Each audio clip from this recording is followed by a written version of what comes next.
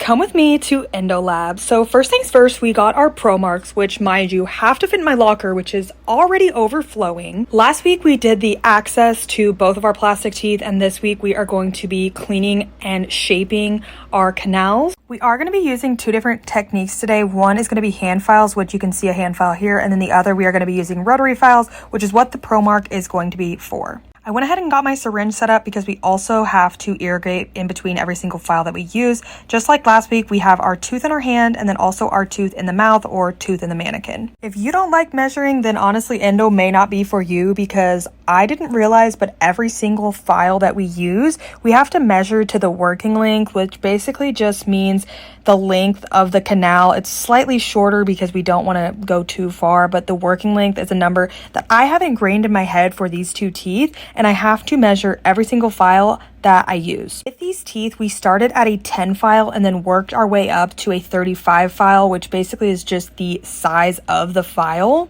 And when I say worked up, I'm not saying we went 10 to 35. We went 10, 15, 20, 25, 30, 35. And in between every single file, I'm measuring it to the working length and then making sure that I can get that specific file all the way to the working length, not going too far, but I don't want to be too short. So tons and tons of measuring. The great thing is that this little ring that I have has a measurer on it. Also, the back of my mirror has a measurer. Almost every single thing in my endo kit has some form of measurement on it. Now, at this point in the video, all I have done is to get the working length, and this is with a 15 file. And for my lab, we have to go and get it x-rayed to make sure that the file is all the way down at the working length. And you can see here, those are my x-rays. Now that we're at this point, then we can actually use the files. I just took our x-rays with a 15 file, so we are going to work our way up from the 15 file to the 35 file, measuring in between each step.